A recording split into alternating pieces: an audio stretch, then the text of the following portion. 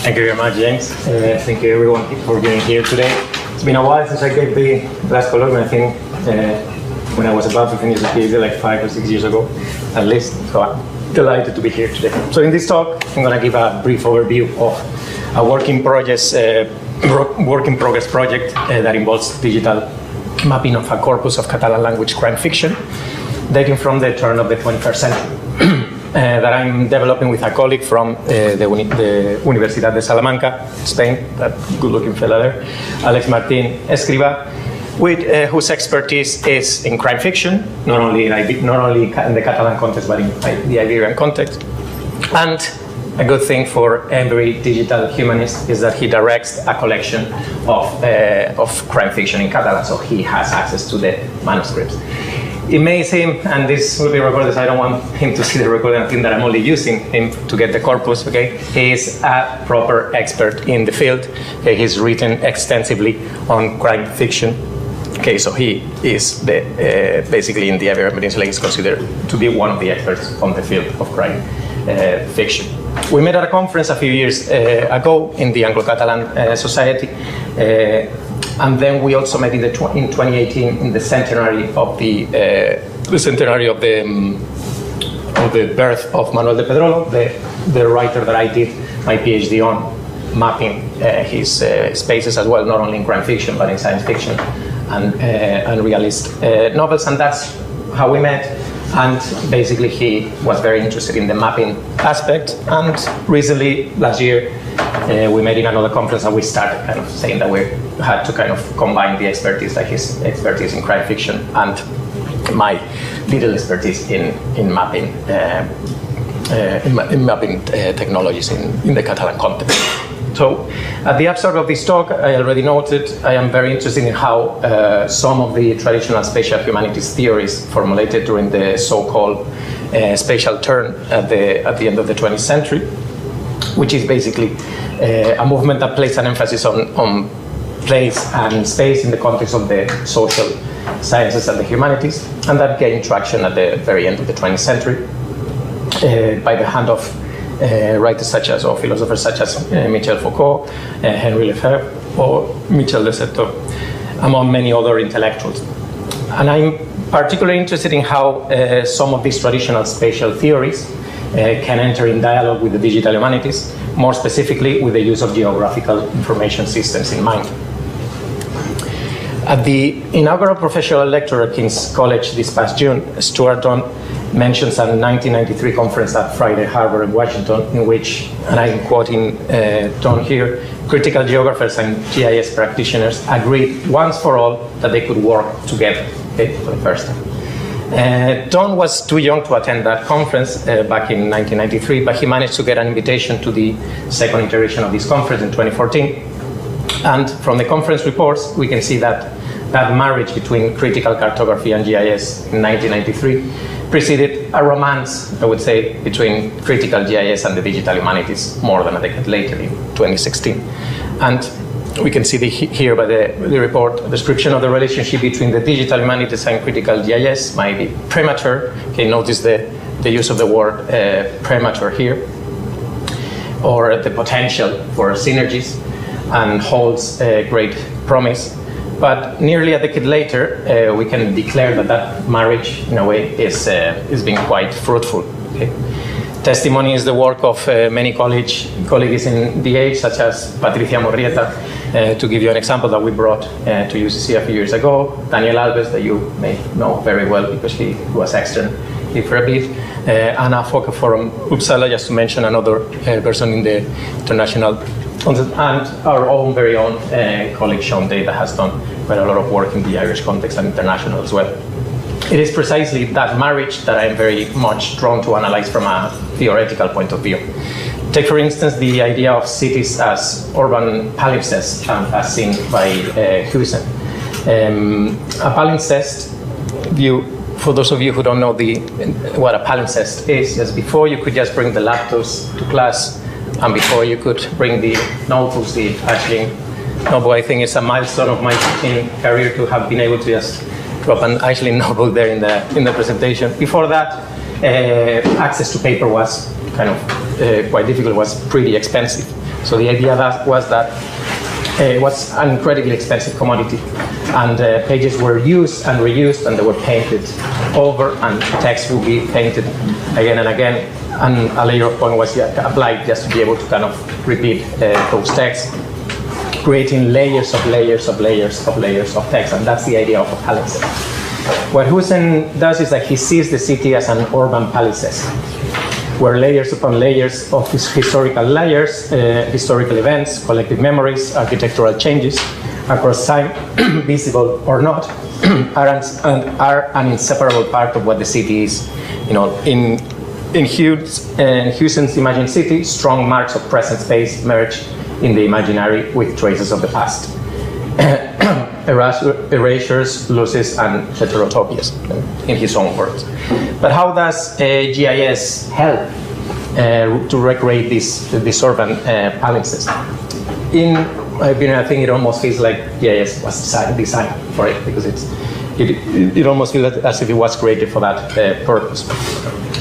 Take, for instance, the example of a city that obviously I'm going to go to my own one, to Barcelona, the one that all this corpus of crime fiction mostly happens in Barcelona, but we'll get there eventually.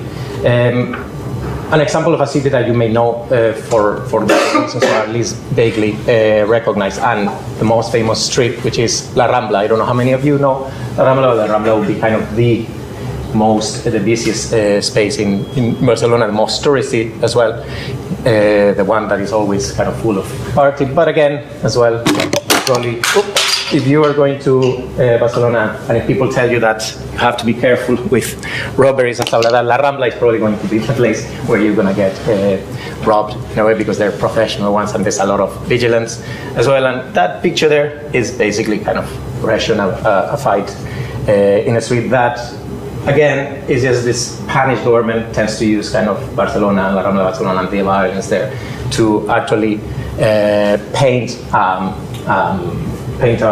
negative picture of what's going on. Like, it tends to be kind of the focus of anything that happens. Like, is the political playground as well. Going back to the pandemic, there was a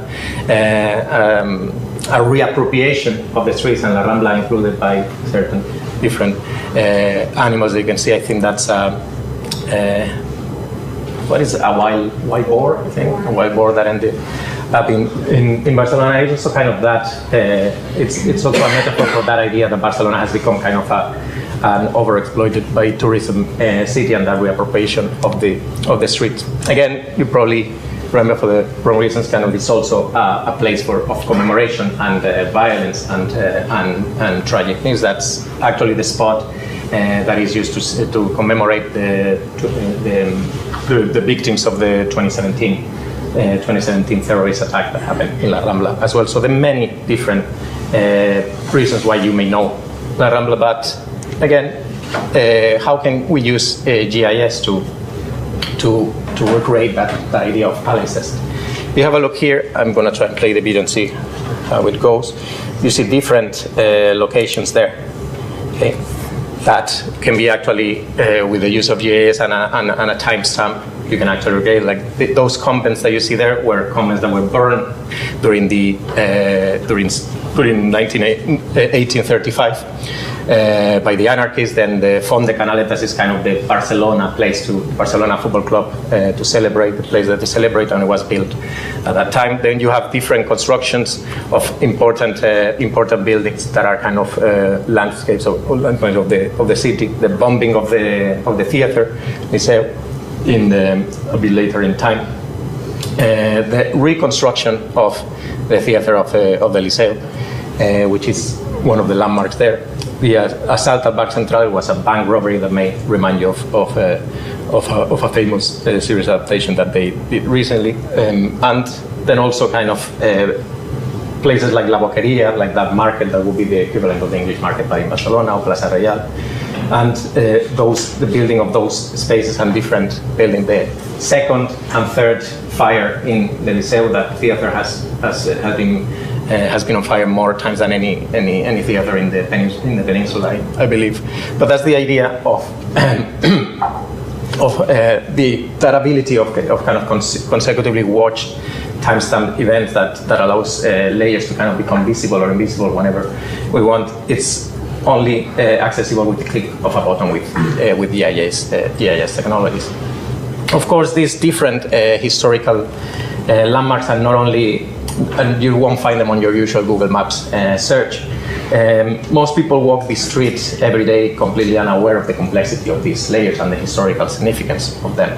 And here, this phenomenon is what another French philosopher, Henri Lefebvre, described as fetishized spaces. Okay? That idea of fetishized spaces, we're talking about commodity fetishism as seen by Marx's theory. The idea that those buildings or points in the map become absolute. I'm quoting Lefebvre directly. Things lie, and when having become commodities, they lie in order to conceal their origin, namely social labor. They tend to set themselves up as absolute, so you don't actually see any background or anything. So when tourists in La Rambla look at their phones in search for a cafe and get two results immediately in La Rambla of two Starbucks coffees, obviously the best coffee you can have in Barcelona is definitely in Starbucks. They probably don't see much beyond that brand or product. GIS or GPS services monetizes on those results that you will see in any given location, thus pushing that fetishization or commodifying of place and space. And going back to Stuart Dunn's talk at King's, he makes a very good point about the way we make use of those services. Okay? I would argue that a dominant, and I quote John here, a dominant ideology, GPS in particular, is one of distraction, by placing us at the center of a map which moves and refreshes around us, by stripping away any irrelevant features, except those that we have specified as being relevant. We see any necessity to engage with the environment, and thus to learn from it while we do so. I know that when navigating with a smartphone, we tend to, one is typically looking down, not up, at the features of the city. Okay, and there's some references there to zombie movies. I suppose you probably remember Shaun of the Dead, and the other one I think is like that idea that we kind of become like zombies walking in the city. The main going back to the project, the main objective that we are trying to undertake here is geoparsing or mapping a corpus of Catalan-language crime fiction text written around the turn of the millennium. It is, in fact, attempting a de-fetishization of those spaces. What we want to do is just rediscover kind of those meanings behind those spaces rather than kind of passing them by. And why crime fiction?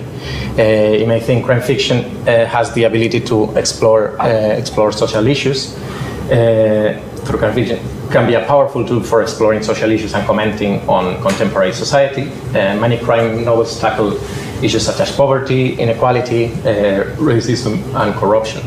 But they also tend to criticize social norms, and it could be used to criticize societal norms and challenge readers to think differently about the world around them.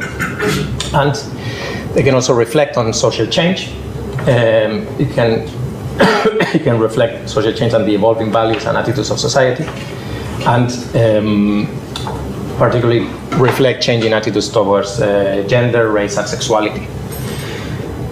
It also provides a platform for marginalized voices, which is very connected to the previous point, like providing a platform for these voices to be heard and offering a space for authors to explore social issues and challenges faced by marginalization. Crime fiction narratives located in Barcelona and other Catalan-speaking territories or areas are no exception at all. Like, many scholars have written work on the subject, and in the particular case of Barcelona. And the period that we're looking into, the second half of the 20th century and the first quarter of the 21st, there are numerous transformations that the city experienced, and that will surely be reflected in the crime fiction corpus we're looking into. Some of them, yes, we experienced the Civil War, then the 4-decade dictatorship, the event of the Spanish Constitution, the end of the dictatorship, the Catalan Estatut d'Autonomia in 1979. That would be the first time in which Catalonia, after the dictatorship, gained a little bit of autonomy. Barcelona's successful bid to host the Olympic Games in 1992, like that was the moment when they actually they actually succeeded. You probably remember the Olympic Games with Freddie Mercury and Montserrat Caballé singing Barcelona. No, I'm not going to sing here and there because that's not my forte, but the big impact that it had in the city transformed completely, like in a way that that the people that were living in the area and saw the changes. It was just incredible. All the infrastructures were built from scratch and were put on top of areas that were actually occupied by marginalized sectors of society. So the city was completely restructured. The Olympic Games had the economic repercussion. The new Catalan Statut d'Autonomia in 2006 that began the actual conflict that we know now as the attempt to declare independence in Catalonia.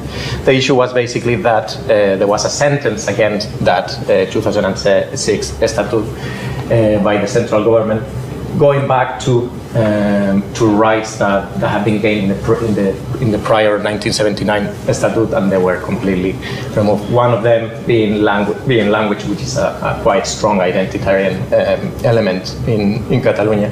It stopped being an official only language, or it was co-official with Spanish. Then we have also the Barcelona terrorist attack in 2017, and the referendum of for Catalan independence in 2017. But how exactly do we translate these events or locations into the map, and what do we think that we're going to have a look at? Like, visualization can be like that. That's basically all the purpose of the author that I was working on in the past. We are going to try and add layers to these urban balances that contain locations found on works of literature, which is not the same as locations in reality. And how do we relate these locations to places of collective memory, history, creation, destruction? Violence is perhaps the most challenging endeavor of the project. Maps with colorful dots look fantastic. I could spend hours looking at them, but if they carry no meaning, if they don't have the aid as well of close reading, they mean nothing. And that's a combination of close reading of these novels and distant reading of the spaces they recreate that we're going to look at. One of the main aspects as well that we're looking to find out with this study is the tensions between centrality and peripherality in the Catalan context, and how can it be visualized and how can it be quantified, if it can. There's a common assumption by Catalan scholars working on crime fiction that most crime novels in the Catalan 20th century happen mostly in the city of Barcelona. And that is one of the points that Alex Martin was mentioning. While towards the end of the century, novels exploring less central spaces started appearing. It is important to give proper context about the complexity of this duality, central versus peripheral in the Catalan context. Like, going back to to some of the spaces that we want to recreate, this is a quite interesting project by the Ayuntament de Barcelona, which actually shows the spaces of repression, and that's something that we have gained because we won't have to kind of geoparse them because they already are there enough in an actual database. Just to give you a little bit of context, when we talk about centrality and peripherality, my colleague Alex Martin, who I'm going to work with this together with him for the project, establishes 1999 and a particular novel from Pep Coy, La abominable crime de las Inagrales, as a major turning point in the representation of peripheral Catalan territories in the genre. You have to take into account that you may think about Catalan language as being kind of only in Catalonia or mostly in Barcelona or around, but if you have a look, Barcelona's there.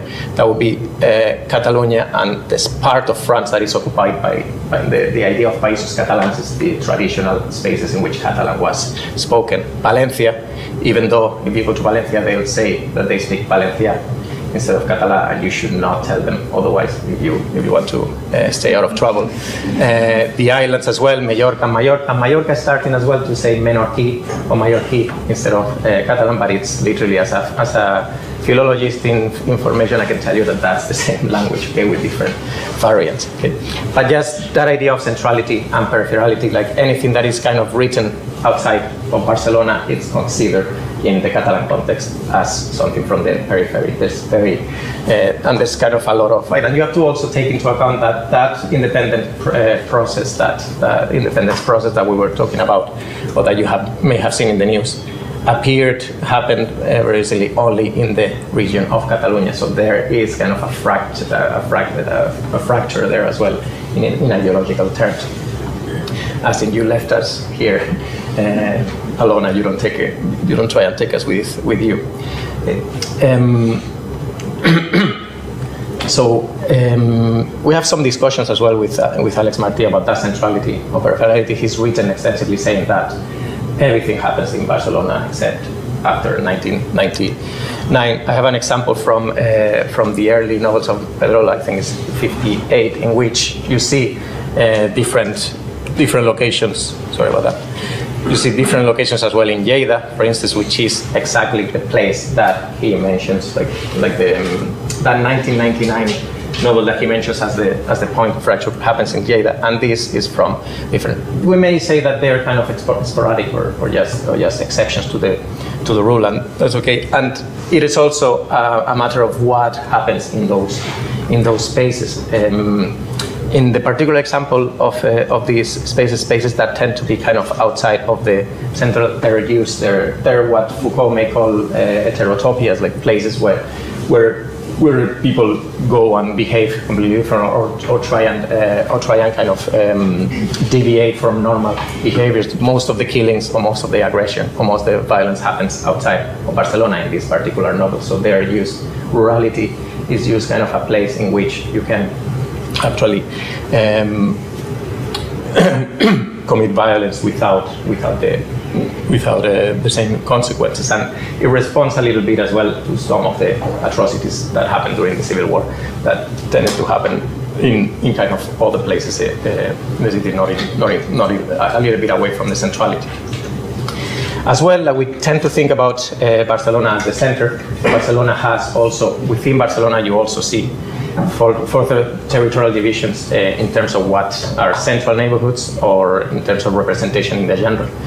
Most of the crime novels in Barcelona, like there's a lot of action happening in La Rambla that we mentioned, El Raval, which is kind of next to it. A part of the old city that used to be within walls, with its narrow, dark cobblestone streets, almost inviting crime, and they tend to be central in these narratives.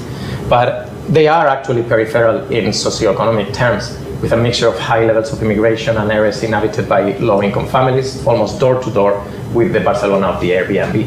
So if you have a look like the Ramblas, that's basically a map of economic inequality, and Las Ramblas will kind of lay there. That would be the Raval and Las Ramblas. So you have two different areas in which one is very high economic.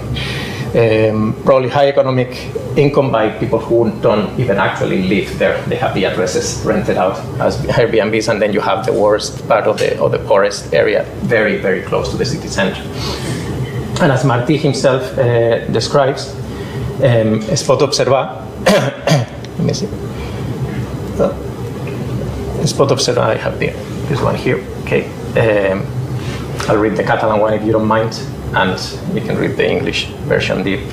Es pot observar que moltes Barcelones habiten en una mateixa Barcelona, una Barcelona coneguda i desconeguda, de l'aparadora a la marginació, la d'aquí i la d'allà, la cèntrica i la perifèrica, que mai no ha estat tan vida com parlem d'extinció criminal. Okay? So there's also kind of an impetus, like a revival in crime fiction after the beginning of the 21st century. I'll go and talk a little bit about the methodology very quickly. Okay, the methodology is basically very simple, a very rudimentary view. And to put it that way, I have to thank James O'Sullivan here because he helped me back in the day with my thesis with the Python script benaura.py. And benaura is a command line script that runs locally in your machine, okay, and basically does not connect to geodata or online databases. Instead, it allows you to feed with your personalized place name database. So when the script is basically text, meaning the novels, it's taken as a reference as a CSV file that you have previously given to it that has the spaces that you want to locate. Even if that requires quite a lot of manual work, it allows for complete customization of the data and the data that you want to look for. The initial Barcelona database, and a little detail here is that benaura. The actual name benaura, I discovered today that there's somewhere, I think it's in India, that it's also called benaura. But it is supposed to kind of be, it's a real location from a novel from Manuel de Pedrolo from 1974, but it is the wrong name. So basically his birthplace and the city that he always lived in is called Tàrrega, in Lleida as well, and kind of a bit more isolated. And he calls it benaura for some reason. Like this is a kind of argument that it's basically to not give publicity to a city or to a place that he was not very happy with. But long story short, the actual script is called benaura because of that. Because if we had been looking for Tàrrega in that novel, we would not have been. We would not have found that at all. But by being able to personalize the data, the spatial data that you are looking for, we could add that location to the actual map. This is a very small example of that novel. If you have a look, like that's basically a story map that goes through different locations of benaura. And if you have a look in all those texts that you see there, obviously, like it's tiny and it's also in a language that you probably don't follow, but I can assure you that there's not a single toponym in there, like it's just descriptions of a city. Okay, but if you do a close reading of the novel, we actually figure out the spaces that they were representing. And obviously, locations in literary works are not often articulated in the same fashion as we would write them down in our Google Maps app, as we mentioned before. And having the option of customizing this place names database allows us to include such a name. But even with these tweaks to the database, there's still quite a lot of manual work to be done after the script produces a CSV file with location. And the examples that we can see here, for instance, is that street names and town, city, or country names do sometimes coincide. There's a tiny visualization there, but that's a street in Barcelona that is called Girona. Okay? Carrer Girona, and Girona is also a city up in the north that you can fly from Cork if you want. Carrer, the equivalent to street, is not always used in the text. So you may have a novel in which you don't have the street. You may have a sentence that says, Vam baixar per Girona fins la Diagonal, which is we went down Girona, it's a street, until Diagonal, and the script will be confused and say, look, this could be Girona, or this could be the city, or this could be the street. Also, providing a carrer-less version in the database produces more inaccurate results. So you may have names of street that is, for instance, the street of the peasant, or the street of the, and those results will also jump with any word that represents that. So it's kind of a tricky. So it has to be kind of a cleanup of the database of the CSV after you work with it. So it is, for instance, the idea of historical gazetteers, that's like the Catalan Cartographic Association does quite a lot of work with that, and we have kind of historical maps as well. There's a particular case that is quite interesting, that during the dictatorship, the Avenida Diagonal, which is kind of the longest street in Barcelona that goes from the mountain to the sea, it's called Avenida Diagonal. During the dictatorship, it was renamed to Avenida del Generalissimo Franco. So he wanted, the dictator wanted his name in the biggest street of the city. Okay. The thing is that you may try and get that data and apply it to novels of that time, but the thing is that no Catalan writer of that time will actually use that name. They all use Diagonal. Okay. I haven't found any exception yet to that case. So if you have a look it is the exact same in current times. That exact same street is basically Avenida Diagonal, and you won't find text with that on it. Going back to the idea of revamping I'm going to try and use this project as well to kind of revamp this script. And things that I would love to be able to do with it is just introducing the contextualization of those terms. So for the reasons that we were mentioning, that you're not sure if that's a location that is accurate or not, it'll be fantastic to just have kind of in the same way that you find in tools, like context before and after. Because, for instance, if you have a look at Gracia, Passeig de Gracia is one of the main streets in Barcelona as well, but it also means gracious, it also means funny. Okay, so you would find, and Gracia is also an actual neighborhood. So even the green result that you see there belonging to streets, they're not the same location, they're different ones. So it's quite difficult to actually look at the different ones. Multiple database search as well, one for Barcelona, one for Valencia, one for Mallorca. Like what we normally find in working with different cities is that street names in Barcelona are the same ones as street names in Valencia. So it'll be lovely to be able to just tell the script instead of having to change the database, tell the script which database to have a look at. At the moment, it's only one database that you put. Temporal data added to output CSV. At the moment, like every node, I just add a column with that year, but it'd be fantastic to be able to even implement something like XML, like read of XML files, and maybe implement something in the text that tells this part of the novel is from this year, or even this part of the novel happens in this year, because it's not the same to the date of publication of a novel has nothing to do with the date that is reflected in the novel sometimes. And the corpus, and I'm be as quick as I can here because I'm conscious that I'm running a bit long. The corpus is basically a total of 64 writers, more than 80 works, and counting like just I'm waiting for my colleague to get all those works, all the corpus together.